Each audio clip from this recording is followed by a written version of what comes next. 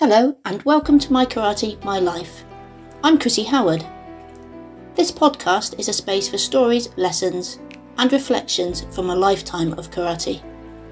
I've spent over 4 decades training, teaching and learning, not just how to move but how to grow. And through that time I've come to realise that karate is never just about technique, it's about who you become along the way. In this podcast I'll be sharing personal stories from my journey, the challenges, the doubts, the lessons that have stayed with me and the moments that shaped not only my karate but my life. We'll talk about confidence, about fear, about resilience and about what it really means to keep going even when things feel difficult. Some episodes will be quiet reflections, some will be lessons from the dojo and some will be conversations with others walking their own martial path. This isn't about being the best, it's about showing up, learning and continuing, no matter where you are on your journey. Whether you've trained for years or you've never stepped into a dojo, I hope something here speaks to you. So thank you for being here and I look forward to sharing this journey with you. Hello and welcome to the My Karate, My Life podcast. I'm Chrissy Howard and this is episode 12. As many of you know, I often use this podcast as an opportunity to reflect on lessons I've learned through martial arts, teaching, life and personal growth. Sometimes those lessons come through success and sometimes they come through failure. And sometimes they come through simply paying attention. Paying attention to what is happening around us. Perhaps, more importantly, paying attention to what is happening within us. Recently, I found myself reflecting on a feeling that I wasn't expecting.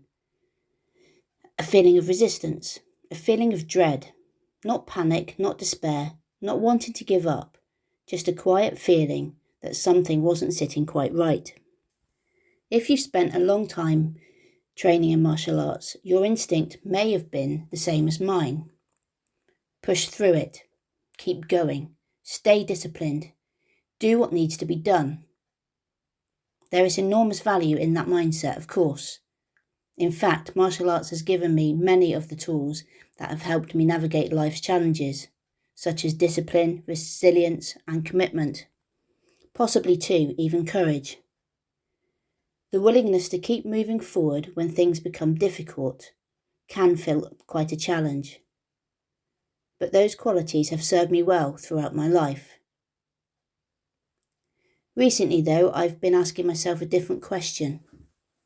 What if not every uncomfortable feeling is something to overcome? What if sometimes it's something to understand? That question has led me down an interesting path of reflection, and today I'd like to share some of those thoughts with you. Over the past few years, life has been busy, really busy. My partner and I relocated to Northumberland. We took on the challenge of renovating a very broken house. And when I say broken, I mean the kind of project that constantly reveals new problems just when you think you've solved the previous ones. Some of those challenges were well beyond my knowledge and experience, but somehow I found a way through. Alongside that, I continued working in my safeguarding role. Like many people, I was balancing work, responsibilities, relationships, finances, commitments, and all the countless tasks that come with building a life. For a period of time, karate itself took a little bit of a back seat because there simply weren't enough hours in the day. I also took on a role volunteering at a local gym, partly because I enjoy helping people, but also because when you move to a new area, you need to build connections and become part of a community. Looking back now, I realise something. I never really stopped. I simply moved from one challenge to the next. And if I'm being completely honest, there was another layer to all of this. During that period, I was also going through the menopause. There are times when I genuinely questioned myself. My confidence took a knock. My emotions felt unfamiliar. My concentration wasn't always what it had been. Looking back now, I understand much more about the hormonal changes that were taking place. But at the time, it felt frightening and isolating. I'm sharing that because there may be listeners who have experienced something similar. You may have wondered if you were somehow failing. You weren't. You were adapting to change. And that's something human beings have always had to do. Don't underestimate me. I'm not sharing any of this because I want sympathy. Far from it. In many ways, I feel fortunate. I've had opportunities. I've met good people. I've built friendships and communities through karate. I've learned lessons I would never have learned otherwise. But I think many of us have a tendency to keep carrying things without ever stopping to notice how heavy the load has become.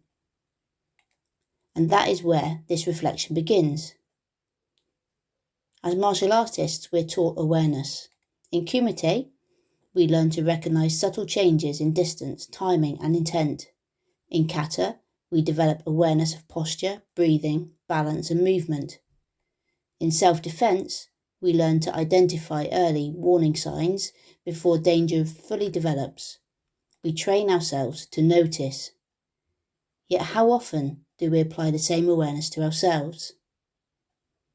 How often do we notice our own fatigue, our own frustrations, our own emotional signals, our own quiet feelings of resistance? Modern psychology has something really interesting to say about this. For many years, emotions were often viewed as obstacles to rational thinking. Today, though, neuroscientists understand emotions rather differently. Emotions are information. They are part of the brain's guidance system.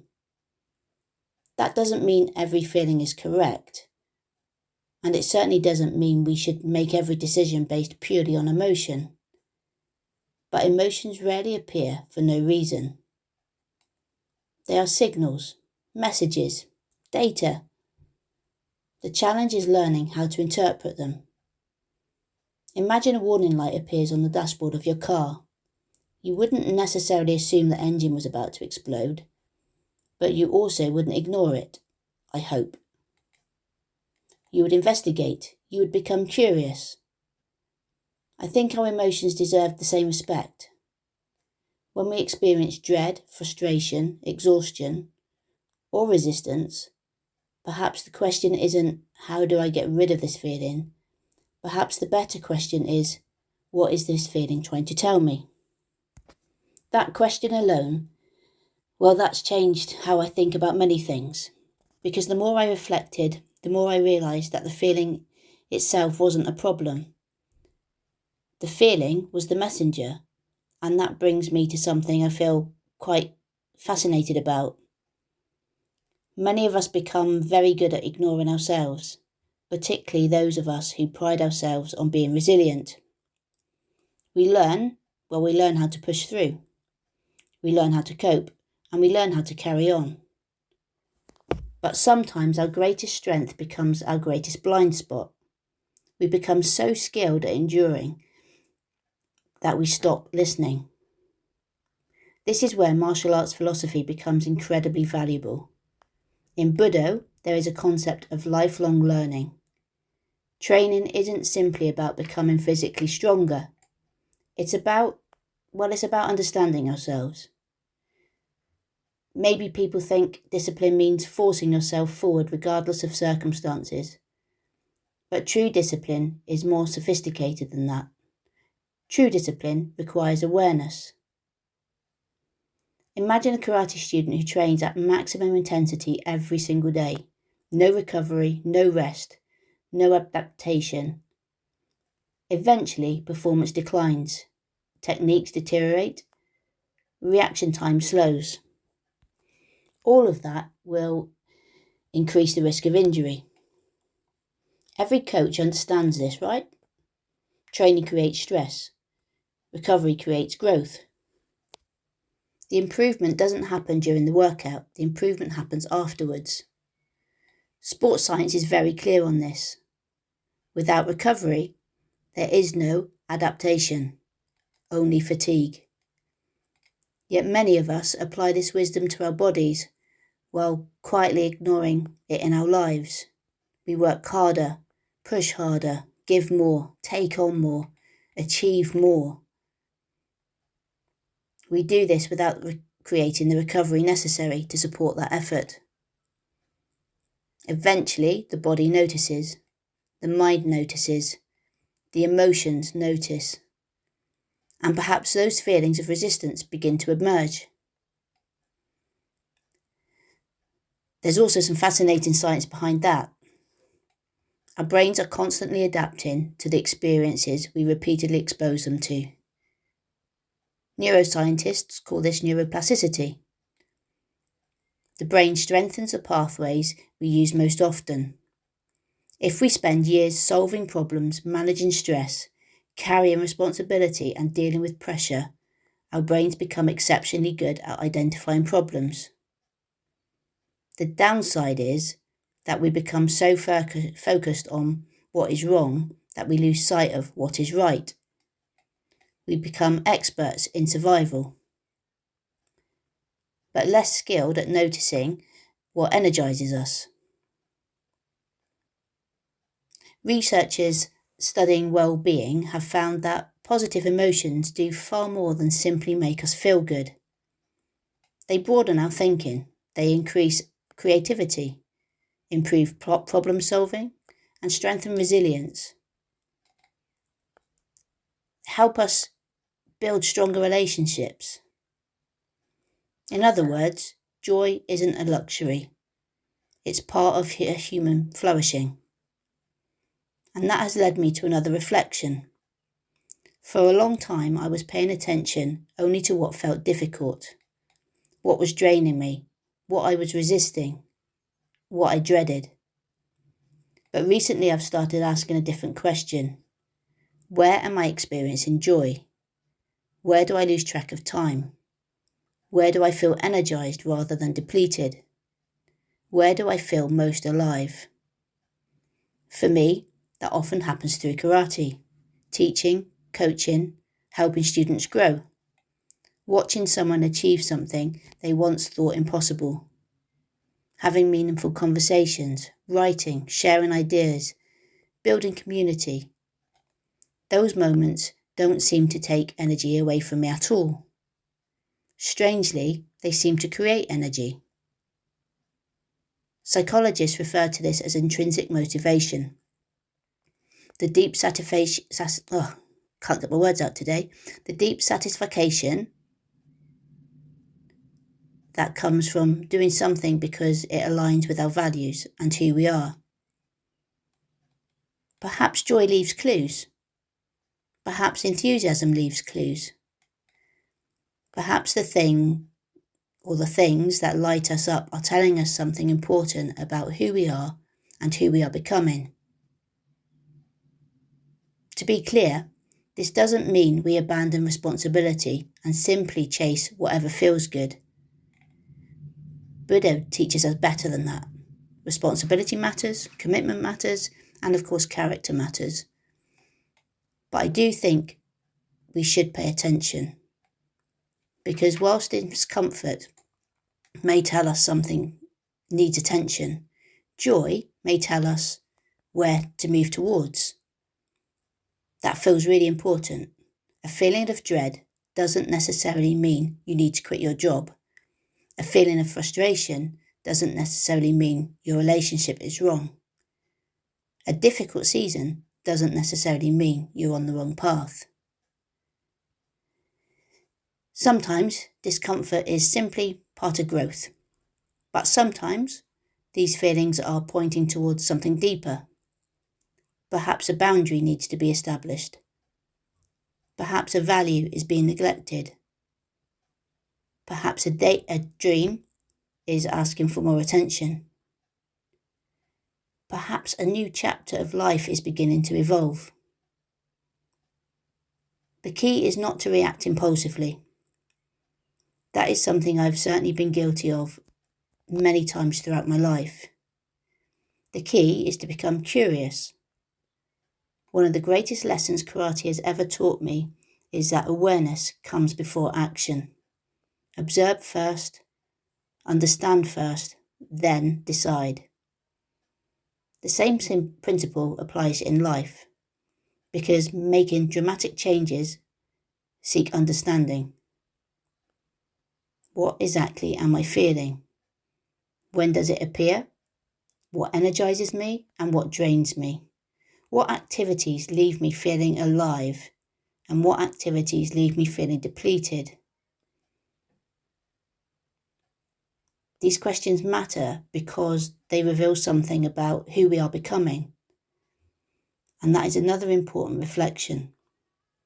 We are not the same person after 50 that we are at 20. Our values evolve. Our priorities evolve. Our understanding evolves, forever changing. Part of lifelong growth is recognizing that we are always becoming. The Japanese concept of Kaizen teaches us continuous improvement.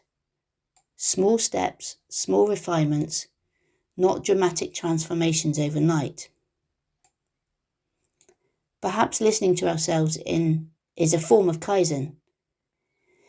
Perhaps paying attention to those quiet feelings is part of our ongoing development. Not because something is wrong necessarily, but because growth is asking us to pay more attention. I think people listening today will recognise this. Maybe there is something in life that you have been resisting, something you've been avoiding, something that creates a quiet feeling of discomfort. Instead of judging yourself, become curious, sit with it, reflect on it, journal about it, if that's your thing. Talk about it with someone you trust. That has often been my own failing. I've carried far too much on my own over the years. Sometimes what I really needed wasn't another solution, it was a conversation, another perspective, another human being helping me see something I couldn't see myself. Approach these reflections in the same way you would approach improving a technique, patiently, thoughtfully, without self-criticism, hopefully. Awareness is not a weakness. Awareness is strength. And that brings me to what I believe is the real message of today's episode. Buddha's spirit is often associated with courage, and rightly so. But courage is not only found in enduring hardship. Sometimes courage is found in honesty. The honesty to admit we're tired. The honesty to admit something no longer fits. The honesty to recognise when change may be required. The honesty to listen to ourselves. After many, many years in martial arts, I'm increasingly convinced that self-awareness is one of the highest forms of strength. Not because it makes life easy or easier, but because it helps us align our lives with who we truly are. Perhaps the goal isn't to become someone different. Perhaps the goal is to become more fully ourselves. That can be applied to karate too, right? We're not trying to make our karate different or like somebody else's, but to grow into our own karate. Listen more carefully, live more intentionally. To have the courage to follow what drains us less, and what nourishes us more. Because after all these years in karate, I'm beginning to think that wisdom isn't found in endlessly pushing forward. It is found in knowing when to push and when to pause, when to pay attention. So if there's one thought I'd like to leave you with today, it is this. Don't be afraid of the signals. Don't be afraid of the questions. Don't be afraid of the quiet feelings that ask for your attention. Meet them with curiosity. meet them with awareness and meet them with compassion. Because sometimes the feeling we most want to ignore is the very thing pointing us towards the next stage of growth. Thanks for joining me today. Keep training, keep learning, keep reflecting, and remember that the journey of Buddha is not simply about becoming stronger, it's about becoming wiser. Remember too, the way we think can determine our lives. Until next time, take care of yourselves.